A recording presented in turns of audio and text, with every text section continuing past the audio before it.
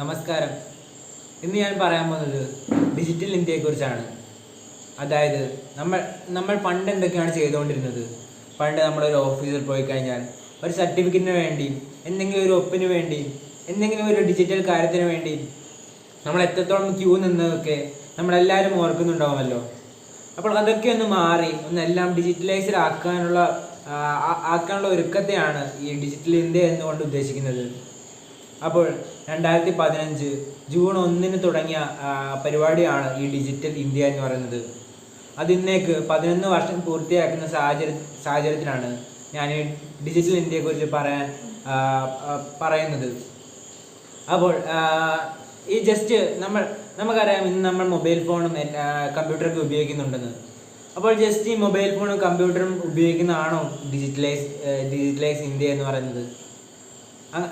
അപ്പോൾ നമുക്കറിയാം, അപ്പോൾ ഇന്ന് ഏകദേശം എല്ലായിടത്തും ഡിജിറ്റലൈസ് ആവേണ്ടതല്ലേ? അങ്ങനെയാണെങ്കിൽ ഒരിക്കലും അതുകൊണ്ട് മാത്രമല്ല ഡിജിറ്റൽ ഇന്ത്യ എന്തുകൊണ്ട് അർത്ഥമാക്കുന്നത് എന്ന് വെച്ചാൽ, നമുക്കറിയാം നമ്മുടെ ഇന്ത്യ എന്ന് പറയുന്നത് ഏറ്റവും കൂടുതൽ പോപ്പുലേഷൻ ഉള്ളൊരു കൺട്രി തന്നെയാണ്.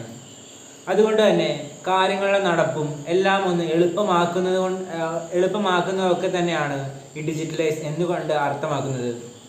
എന്ന് പറയുമ്പോൾ ഞാനിപ്പോൾ ഉദാഹരണത്തിന് ഇപ്പോൾ നമ്മൾ ഡിജിറ്റലൈസ് ചെയ്ത മേഖല എന്തൊക്കെയാണെന്ന് നോക്കുകയാണെങ്കിൽ നമുക്കറിയാം, ഇന്ന് നമുക്ക് ഏറ്റവും ബേസിക്കായിട്ട് നമ്മൾ ആദ്യകാലം മുതലേ നോക്കി തുടങ്ങുന്ന ഒരു കാര്യമാണ് ഈ കൃഷി എന്ന് പറയുന്നത്. അപ്പോൾ ആ മേഖലയൊക്കെ ഇപ്പോൾ എത്രത്തോളം വികസനമാണ് കൊണ്ടുവന്നിരിക്കുന്നത് നമ്മുടെ ഇന്ത്യ. നമ്മൾ നോക്കുകയാണെങ്കിൽ നമുക്കറിയാം, ഇന്ന് കർഷകർക്ക് അവരുടെ ഇന്നത്തെ ക്ലൈമറ്റ് എത്രയാണെന്ന് നേരത്തെ തന്നെ കണ്ടുപിടിക്കാൻ സാധിക്കും. അതുപോലെ തന്നെ എത്ര പരിപാടികൾ ഇപ്പോൾ നമുക്ക് ഒരു ഓഫീസറുമായി ബന്ധപ്പെടണമെങ്കിൽ, പിന്നെ അതുമായി നമുക്ക് എന്തെങ്കിലും സംശയമുണ്ടെങ്കിൽ, ഇപ്പോൾ നമുക്കൊരു വിളയുടെ സംശയമുണ്ട്, അപ്പോൾ അത് നമുക്കൊരു കമ്മ്യൂണിറ്റി ഉണ്ടാക്കുകയും ആ കമ്മ്യൂണിറ്റിയിലേക്ക് നമ്മുടെ ചോദ്യം എന്താണെന്ന് വെച്ചാൽ അത് ഇടുകയും ചെയ്യുകയാണെങ്കിൽ നമുക്ക് അത് ചുരുക്ക സമയം കൊണ്ട് തന്നെ നമുക്കതിൻ്റെ ഉത്തരവും നമുക്കതിൻ്റെ കാര്യങ്ങളൊക്കെ കിട്ടുന്നതാണ്. അപ്പോൾ അത്രത്തോളം എളുപ്പമായി കഴിഞ്ഞിരിക്കുന്ന ഇന്നത്തെ കാര്യങ്ങൾ. പിന്നീട് നമ്മൾ നോക്കുകയാണെങ്കിൽ ഇന്ന് കർഷകർക്ക് വേണമെങ്കിൽ ഇന്ന്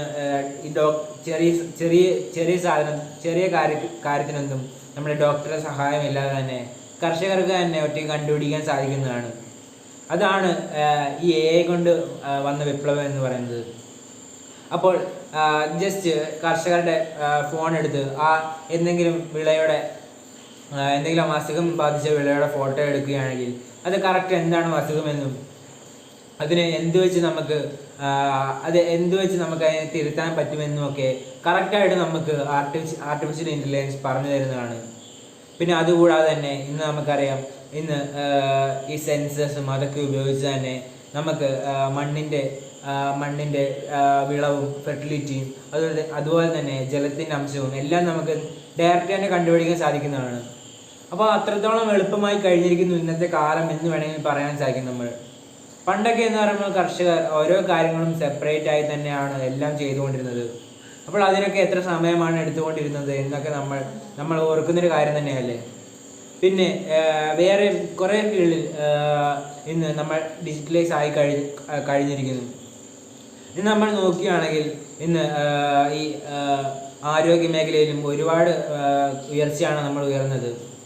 അതെന്താണെന്ന് വെച്ചാൽ നമുക്ക് പറയാൻ സാധിക്കും, ഇന്ന് നമുക്കൊരു ഡോക്ടറെ അപ്പോയിൻമെൻറ്റ് വേണമെങ്കിൽ ജസ്റ്റ് ഒരു ഫോണും കുറച്ച് ഇൻ്റർനെറ്റും മതി എന്ന് നമുക്ക് പറയാൻ സാധിക്കും. പണ്ടൊക്കെ എന്ന് പറയുമ്പോൾ വലിയ ക്യൂവിലൊക്കെ പോയി നിന്ന് ആ സമയമാകുമ്പോൾ മാത്രമാണ് നമുക്ക് കിട്ടിയിരുന്നത്.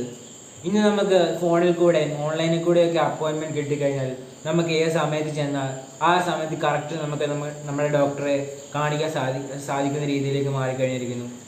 അതുകൂടാതെ തന്നെ നമ്മുടെ പേഷ്യൻസിനും ഒത്തിരി കാര്യങ്ങൾ ഈ മേഖലയിൽ തന്നെ നമുക്ക് ഉപകാരം കൊള്ളുന്ന കാര്യം തന്നെയാണ്.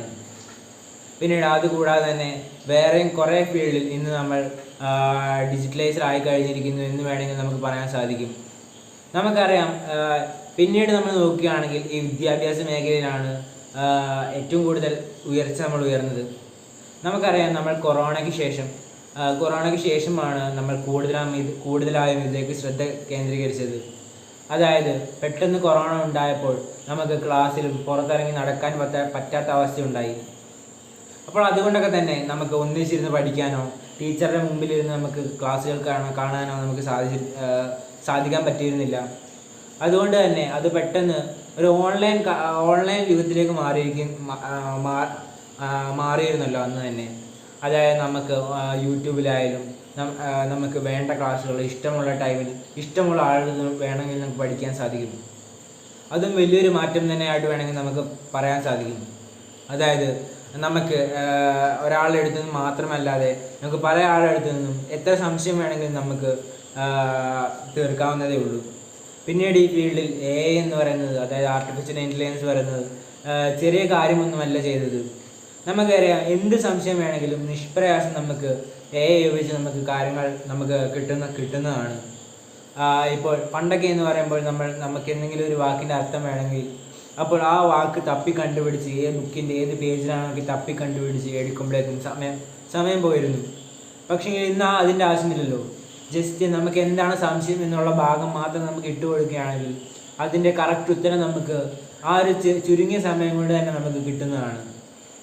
അപ്പോൾ ഈ ഫീൽഡിലൊക്കെ എന്ന് പറയുമ്പോൾ വലിയ രീതിയിലുള്ള ഉയർച്ച തന്നെയാണ് നമ്മൾ ഉയർന്നിട്ടുള്ളത്. അപ്പോൾ നമുക്കറിയാം നമ്മുടെ ഇന്ത്യ എന്ന് പറയുന്നത് ഇപ്പോൾ ഡെവലപ്പിംഗ് കൺട്രിയാണ്. അപ്പോൾ അതുകൊണ്ടൊക്കെ തന്നെ ഇനിയും കൂടുതൽ പ്രദേശങ്ങളിലും ഈ AI-യും അതുപോലെ തന്നെ ഈ ഡിജിറ്റലൈസ് ആക്കാനൊക്കെ നമ്മൾ ശ്രമിക്കേണ്ടതാണ്. പിന്നെ നമുക്കറിയാം, ഞാൻ നേരത്തെ പറഞ്ഞ പോലെ തന്നെ ഈ ഗവൺമെൻറ് ഓഫീസുകളിലൊക്കെ സാധാരണക്കാർ ക്യൂ നിന്നും എത്രത്തോളം ഒരു പേപ്പറിനും ഒരു സർട്ടിഫിക്കറ്റിനും വേണ്ടി എത്രത്തോളം ക്യൂ നിന്നൊക്കെയാണ് സാധാരണക്കാർ ഒപ്പ് മേടിക്കുന്നത്. അപ്പോൾ അതൊക്കെ അതൊക്കെ ചുരുക്കാൻ വേണ്ടി തന്നെ ഗവൺമെൻറ് തന്നെ ഓൺലൈനായി കുറേ പ്ലാറ്റ്ഫോമുകൾ ഉണ്ടാക്കിയിട്ടുണ്ട്. അപ്പോൾ അവിടെയൊക്കെ ജസ്റ്റ് നമ്മുടെ ഡാറ്റാസും നമ്മുടെ എന്താണ് ചോദിക്കുന്നതെന്ന് വെച്ചാൽ അടിച്ചു കൊടുക്കുകയും അതുമായി ബന്ധപ്പെട്ട കാര്യങ്ങളൊക്കെ നൽകുകയാണെങ്കിൽ നമുക്ക് അവിടുന്ന് തന്നെ നമുക്ക് വേണ്ട സാധനങ്ങൾ നമുക്ക് ലഭിക്കുന്നതാണ്. അപ്പോൾ അതൊക്കെയെന്ന് പറയുമ്പോൾ നമ്മുടെ ഒരു ഇന്ത്യൻ പൗരൻ എന്ന നിലയ്ക്ക് വളരെ എളുപ്പം നമ്മുടെ ഗവൺമെൻറ് വളരെ എളുപ്പമാക്കി തന്നിരിക്കുന്നു എന്ന് വേണമെങ്കിൽ പറയാൻ സാധിക്കും. അപ്പോൾ ഈ ഡിജിറ്റൽ ഇന്ത്യ എന്നുള്ളത് നമുക്ക് ഇനിയും കുറേ കാര്യങ്ങൾ ചെയ്യാനുണ്ട്. അതുപോലെ തന്നെ ഇനിയും നമുക്ക് കുറേ വളരാനുമുണ്ട്. അപ്പോൾ ഇത്രയും പറഞ്ഞുകൊണ്ട് ഞാൻ എൻ്റെ പ്രസംഗം നിർത്തുന്നു. നന്ദി.